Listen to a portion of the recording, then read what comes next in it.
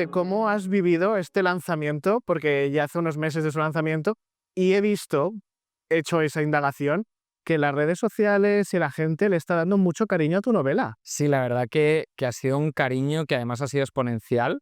La novela se publicó, como decías, en septiembre y desde septiembre hasta día de hoy es un cariño que ha sido exponencial. La novela cada vez está llegando a más gente, está enamorando a muchos de esos lectores y lectoras que la han encontrado por casualidad, que yo creo que también es un poco la magia, ¿no?, que está teniendo esta novela, que están oyendo hablar de ella en el boca a boca, de que es una novela muy especial, de sentimientos que puede hacerte emocionarte, y eso la verdad que me hace muy feliz, ¿no?, de que cada vez sea más gente la que esté descubriendo esta historia.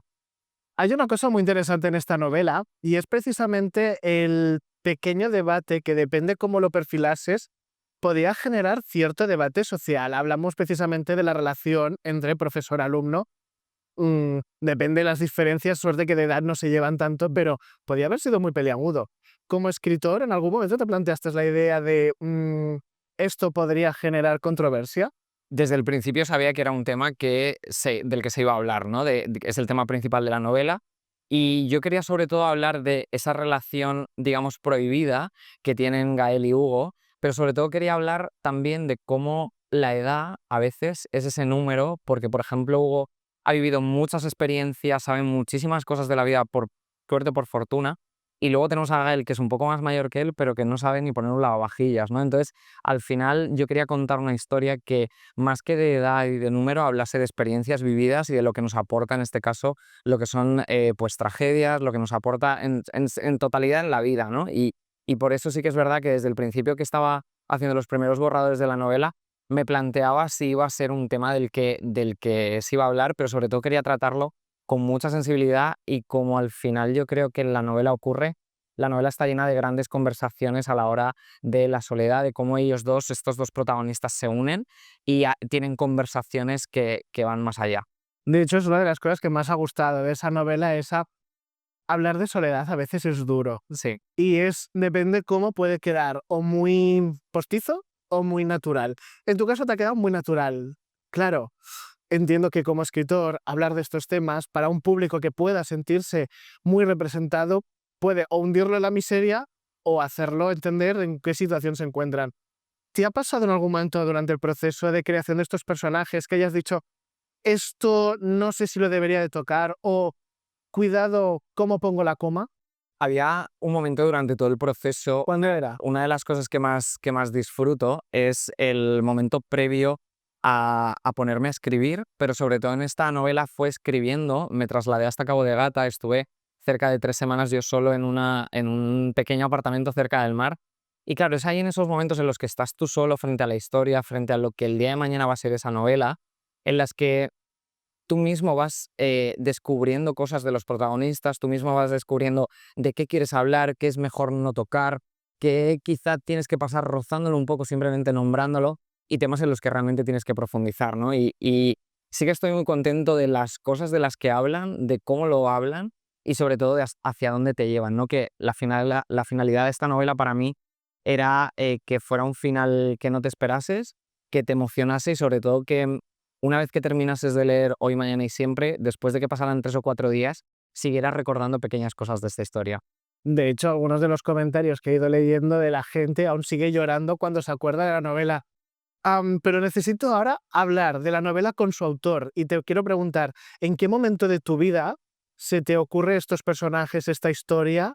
Porque entiendo que necesitabas escupir una historia como esta. ¿Qué pasaba en tu vida?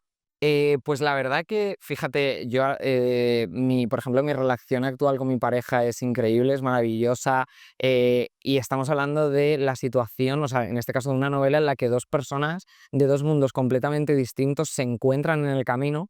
Y sí que es verdad que siempre me había llamado la atención los dos mundos opuestos y cómo a veces los polos opuestos no es que se atraigan, sino que encajan perfectamente.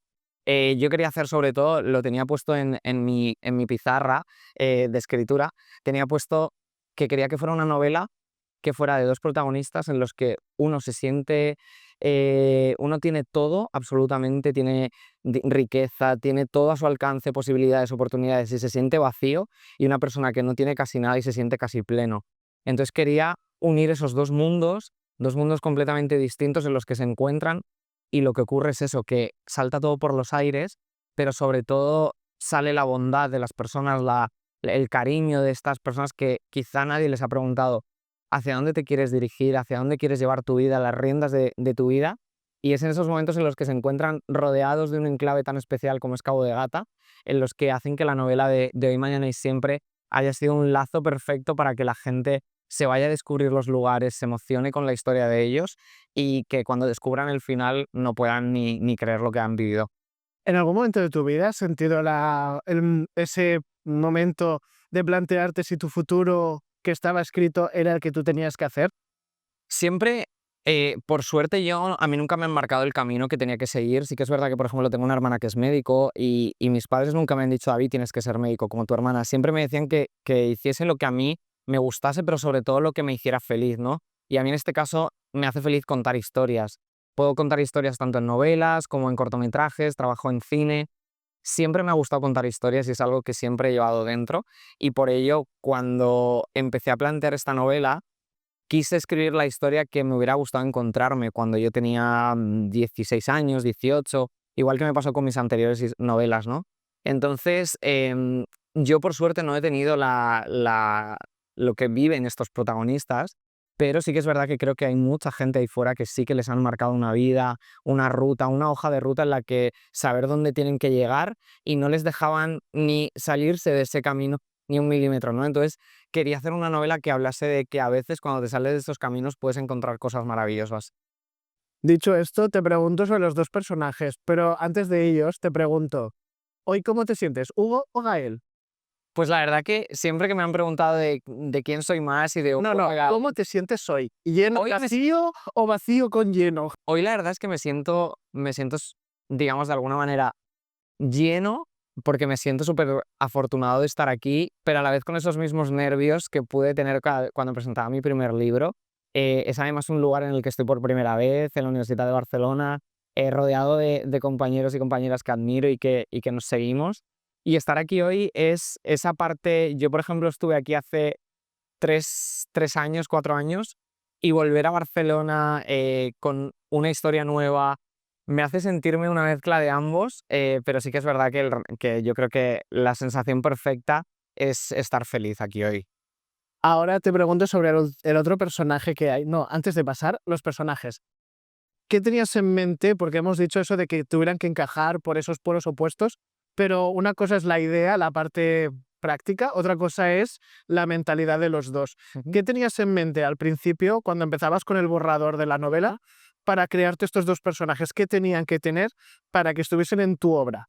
Por ejemplo, empezando por Gael, ¿Empezaste con Gael? empecé con Gael, sí, empecé con Gael. De hecho, fue el personaje más difícil de construir, porque no era solamente construirle a él, sino construir todo lo que reforzaba sus creencias, todo lo que reforzaba lo que había vivido desde siempre, que eso era desde un padre banquero, desde una madre que siempre ha vivido a la sombra del padre, una casa en el barrio más rico de Madrid, como La Moraleja, rodeados de riqueza, fortuna, planes, ir al hipódromo, cosas que yo nunca he vivido y que al escribirlo tenía que ir con cuidado para no hacerlo demasiado extravagante, ni demasiado que no fuera inverosímil, pero sí que es verdad que el personaje de Gael quise trazarlo además con un halo de esperanza que yo lo llamaba, que era que él realmente quería seguir la estela de su abuelo, que fue profesor, que le gustaba la docencia, y lo que realmente él siente es querer seguir eso a pesar de que toda su familia le dice que se está equivocando, que opte por el camino fácil en vez de por irse al más complicado, ¿no? Que es empezar de cero. Uno de los personajes que me ha ayudado mucho a retratar cómo es la vida que lleva es Cayetana, que es su futura esposa, y por ello cuando estaba creando el mundo de Gael, me apoyé mucho en Cayetana, porque tenían que hacer planes que fueran de su tipo de vida, de su estilo de vida, y en el momento en el que estaba construyendo esos personajes me lo pasé muy, muy, muy bien.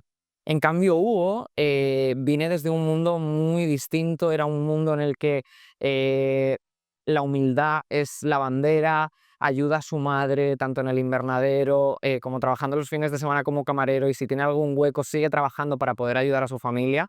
Y eso era lo que ayudaba a construir a Hugo, y sobre todo la falta de su padre. la falta de su padre que él tiene además, se empeña sí o sí en querer devolver la luz a un faro que está ya abandonado, porque cree realmente que si ese faro hubiera estado encendido la noche en la que su padre se ahogó, le hubiera podido salvar. Entonces, venimos de dos mundos completamente distintos, pero que creo que uniéndolos hace, como te decía antes, que todo empiece a encajar poco a poco. Hablábamos antes de ese escenario cinematográfico, Cabo de Gata. Aparte de que es uno de los personajes secretos en silencio, todo el mundo se ha dado cuenta que es casi necesaria para esta obra hablar de ese espacio. ¿Por qué decidiste poner Cabo de Gata como gran protagonista de esta novela? Kilian, mi chico, es de Almería y desde hace ya 3 veranos solemos acercarnos a Cabo de Gata en verano para estar con su familia, con nuestros amigos. Y desde el primer día que estuve en Cabo de Gata supe que iba a querer contar una historia que ocurriese allí, porque es un lugar, siempre tiendo a elegir lugares que sean, como tú decías, personajes de la historia. Elegí Cudillero, elegí Calella de Palafrugell, muy cerquita de aquí, y cuando elegí Cabo de Gata supe que tenía esa fuerza tan grande como para albergar una historia de este tipo en la que todo ocurre fuera, todo ocurre en el exterior, todo ocurre en lugares especiales que existen de verdad. Y eso para mí era una de las grandes propuestas de esta historia, es que toda persona que la lea va a poder acercarse a los lugares donde ocurre. Y sí que es verdad que el primer faro al que yo pude entrar en mi vida, soy un amante de los faros, o sea, estoy obsesionado con ellos. En todas mis novelas aparece un faro. El primer faro al que pude subir en mi vida es el faro donde ocurre esta historia, que es en Cabo de Gata. Además pude conocer a Mario, que es uno de los últimos fareros que hay en activo en España, y recuerdo que él me dijo: "Si vas a escribir una novela que tiene como protagonista este faro, trátala con cariño", ¿no? Y recuerdo cuando, tiempo después, estaba escribiendo esta historia, justamente allí, en marzo, cuando ya no había nadie, no había turistas, no había nadie en esas playas, recuerdo que me iba por la tarde a ver esa luz de ese faro, y supe que si alguien, en el momento que leyese esta novela, pudiera hacer lo mismo, me parecía especial, ¿no? Y elegí Cabo de Gata, y creo que a día de hoy, después de que ya han pasado estos meses, creo que no había escenario mejor para poder contarlo. Si Cabo de Gata fuese una persona, ¿qué adjetivos le darías? Especial, especial, callado, porque es un lugar que puede pasar muy desapercibido para mucha gente, ¿no? Tendemos a querer irnos fuera todo el tiempo, y hay lugares aquí dentro de nuestro propio territorio que es una maravilla por descubrir. Especial, callado, silencioso, y también le añadiría con una aura mágica. Yo creo que es mágico. En el momento que lo visitas por primera vez, que fue lo que me ocurrió a mí, eh, durante mucho tiempo pensaba en esas playas que había visto, en esas calas, en cómo se ponía el atardecer por el agua. eh, es un lugar que invito a todo el mundo a que pueda acercarse a visitarlo. Dicho esto, también te quería preguntar sobre el ritmo. Tu novela es muy frenética, hay momentos con gran variedad de ritmos. Eso para un escritor genera a veces ausencia de adjetivos porque tenemos que ir corriendo y a veces una paz que a veces incluso debe ser lenta, incluso para ti, ¿cómo lleno yo este espacio? Entonces te quería preguntar, tú que el cine y la literatura las has unido, ¿cómo has trabajado el tema de esa manera de escribir en el que puedas confluir las dos cosas? Porque una cosa que estoy muy de acuerdo con las críticas que he ido viendo, porque sabes que yo como entrevistador necesito saber qué es lo que a la gente le interesa, pero yo como lector también te puedo decir que una de las cosas que más me llamó la atención son esos ritmos. ¿Cómo has trabajado esos ritmos como escritor? Siempre que he pensado a la hora de estructurar las novelas, siempre tiendo a hacer algo que, digamos, me puede caracterizar, que es, tú cuando estás leyendo el principio de la novela sabes que es el final, y al menos es una de las cosas que más me gusta hacer, porque durante toda la novela vas a ir pensando en, tengo claro que es esto lo que ocurre, y cuando llega el momento, de repente te cambian los esquemas, ¿no? Es algo que disfruto mucho y que viene de haber estudiado, como tú decías, cine, ¿no? En el cine los ritmos son súper importantes, el tiempo en el que ocurren las cosas tienen un porqué y alguna razón, y por ello cuando estuve estructurando Hoy, Mañana y Siempre y todas mis novelas anteriores, quería que fuesen así, y sobre todo quería que tuvieran un ritmo marcado. Una de las cosas que también mucha gente dice en los comentarios es: "Ostras, es que estoy en Cabo de Gata, o sea, estoy leyendo esta novela en el salón de mi casa, pero estoy oyendo el mar, sé cómo es la luz del atardecer". Tiendo a hacer narraciones y descripciones que te suelen teletransportar a los lugares donde ocurren, y los ritmos fue algo difícil, porque estamos hablando de una novela que no podía ocupar más de 400 páginas y una de las cosas que más me gustan es al menos que la gente cuando la está leyendo les dure un día y eso es algo muy guay. Perdón, 400 páginas, ¿quién te obligó? Me obligué yo mismo. Vale. En este aspecto me obligué a que fuera una novela que no se demorara mucho en cantidad de páginas, porque también creo que la historia que había era la que tenía que contar. No quería que hubiese demasiadas cosas ni que hubiera una magnitud enorme de cosas que no aportaban nada a la historia, sino que lo que se contase fuera lo importante, ¿no? Y en este aspecto, cuando me marqué una aproximada extensión, me organicé de tal manera los capítulos en los que dije, debería no ocupar más de 400 páginas para la historia que tienes en la cabeza. De hecho, fueron 368, por lo que estoy muy contento. Y, y sí que es verdad que creo que también es algo, como te decía antes, la gente cuando lee mis historias que les duran un día, 2 días, dices, ostras, es el trabajo de un año entero y se lo han leído en unas horas, ¿no? Y eso creo que también juega a favor de lo que tú decías de los ritmos, ¿no? Hacer una novela que tenga esos ritmos tan ágiles para que el lector le atrape y no pueda salir de esa historia hasta terminarla. Es evitar salir de esa historia. Am, Te voy a hacer unas preguntas genéricas fuera del libro, pero antes de irme de allá necesito, ¿cuál es tu frase favorita de esta novela? Mi frase favorita de este libro Porque hay muchas y son es, citas de voy es, a tatuármela. yo creo que en el momento en que la escribí supe que iba a marcar parte de la novela, pero sobre todo iba a marcar también parte de mi vida, que es vive todas las vidas que puedas en una sola. Creo que es el alma de esta historia. ¿Cómo definiría yo esta historia en una frase? ¿Cómo sería la frase que quiero tener por bandera siempre?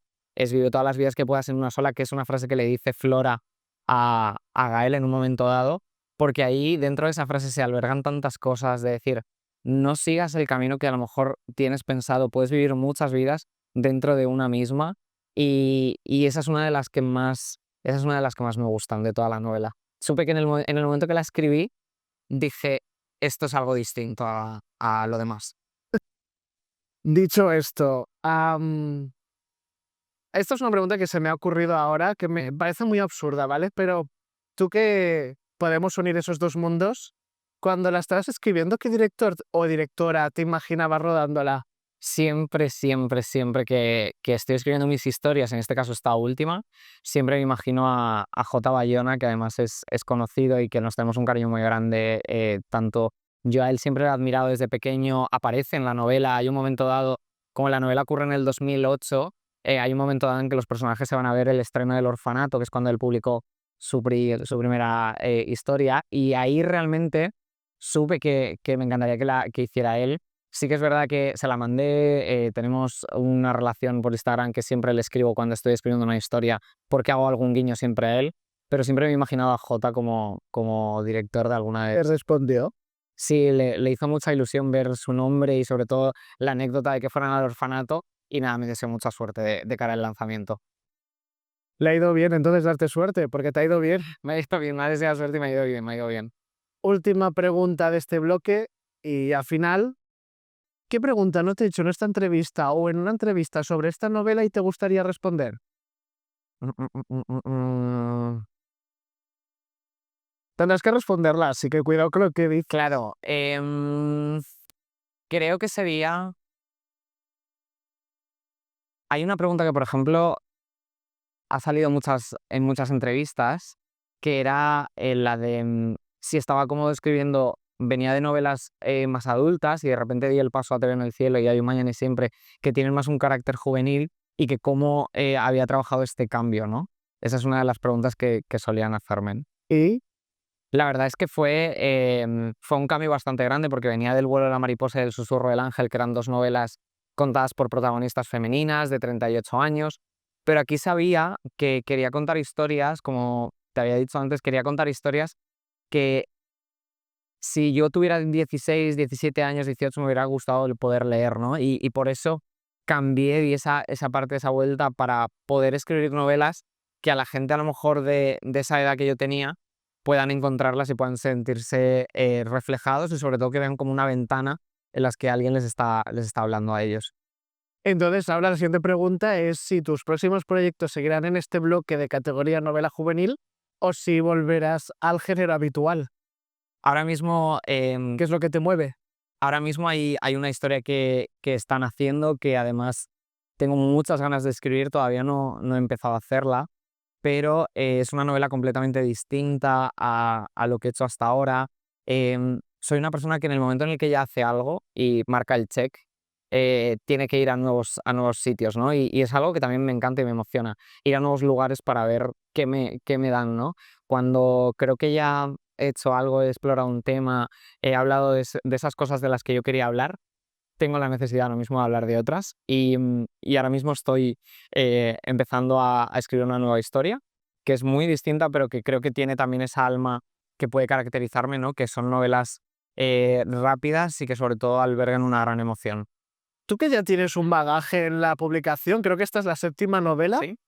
Vale, 7 libros, ya. Es un número importante. 7 a nivel bíblico siempre es un número importante, más que los 12. Entonces, te quería preguntar, para una persona novel que hoy seguramente se habrá acercado al Crash como lector, lectora, pero que le gustaría estar en tu silla ahora, te pregunto, ¿cuál es el mejor consejo que le puedes dar a alguien que quiere escribir, pero que aún no lo ha hecho? Que sobre todo se inspiren en todo lo que les rodea. Una de las cosas que a mí siempre me ha ayudado ha sido el arte y la cultura que tenemos a nuestro alrededor y a nuestro alcance, hoy en día todavía más. Y es algo que a mí me ayudó muchísimo ir al cine, ir a exposiciones, escuchar bandas sonoras, leer libros de compañeros que admiraba y novelas de gente con la que luego ha acabado compartiendo habitación, ¿no? Es algo que a mí me ayudó mucho a entender el poder que tienen las historias, y no solamente hablo de libros, sino hablo de películas, series, bandas sonoras, álbums, discos, exposiciones. Creo que eso no solamente te nutre como persona, sino que te hace nutrirte de una sensibilidad que luego va a venir muy bien a la hora de escribir. Qué guay. Y dicho esto, ¿cómo llevas la hoja en blanco? Esa sensación a veces De de hecho, todavía está en blanco.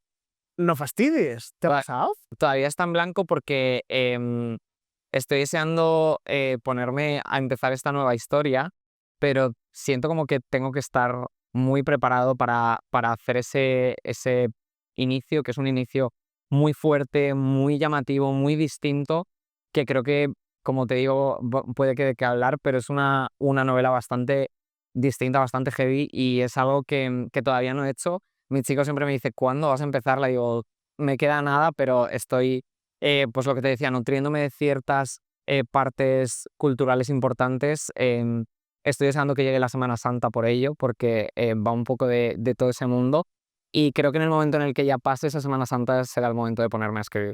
David, como escritor, ¿sientes alguna otra presión aparte de la hoja en blanco? Por ejemplo, yo hace un tiempo hablaba con John Azcueta y hablábamos de qué pasa si en una firma de libros no viene gente.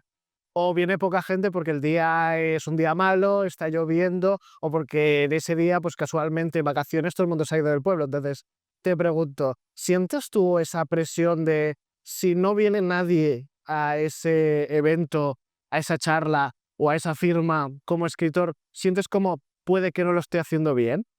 ¿Lo has trabajado eso? Sí, o sea, creo que la parte de publicar, de ser escritor, también tienes que tener un trabajo mental importante porque puedes verte al final comparándote con mucha gente, somos muchísimos en este mundo, muchísima gente muy buena que llena firmas, que tiene colas enormes. Entonces, una de las cosas que yo más he trabajado es que la gente no venga a tu firma no quiere decir que no gusten tus libros o que no estés preparado para ello. Es un escalón más que hay veces que lo vas a subir y hay veces que vas a esperar simplemente a coger fuerza para luego subirlos todos de golpe. Entonces, a mí una de las presiones que más siempre me rondan es que después de 7 novelas, pinchar en alguna que yo llamo, que es que a lo mejor esa emoción que me caracteriza o esa sensibilidad no llegue del todo, no traspase esas páginas y les llegue a los lectores, pero de momento creo que siempre sigo el mismo proceso y es el proceso que me sigue funcionando, que es emocionarme mientras estoy escribiendo esa historia. Creo que en el momento en el que yo no me emocione, no va a emocionar la gente que la lea. Y por eso para mí es importante marcar tiempos, esperar que una novela se cierre para poder comenzar otra. Y eso era algo que antes no había tenido porque venía de publicar una novela al año, pero ahora por suerte voy a tener un poquito más de tiempo para poder publicar y eso me hace muy feliz porque creo que las novelas, aparte de que tienen que dejar descansar un poco, también la persona que está detrás necesita vivir ciertas cosas para poder escribir. Cuando ya no estés en este campo terrenal y hayas publicado 4.700 libros, ¿cuál es el legado que te gustaría dejar a la literatura? Si podemos relacionar David Oliva con qué, ¿cuál es tu foco como escritor? Yo sería, creo, muy feliz haciendo que la gente fuese a escribir o a leer cerca de los faros. Es algo que por ello siempre tiendo a elegir un faro especial en mis historias, porque a mí me han ayudado siempre muchísimo. Son como esa luz que está en medio de la oscuridad cuando puedes ver que todo está oscuro o ves que hay ciertos problemas de tu vida que no te dejan ver todo lo bonito que realmente hay. Creo que sería muy feliz con que mis historias hayan ayudado, hayan alegrado también vidas y sobre todo que hayan inspirado. Y que esa inspiración vaya un paso más allá y se acerquen a los lugares donde a mí me gustaba escribir. Y por ello yo creo que así sería como un momento muy, muy bonito y muy especial. Sería muy guay. Pues David Oliva, muchísimas gracias por este rato Gracias a ti, conmigo. un placer. Qué guay.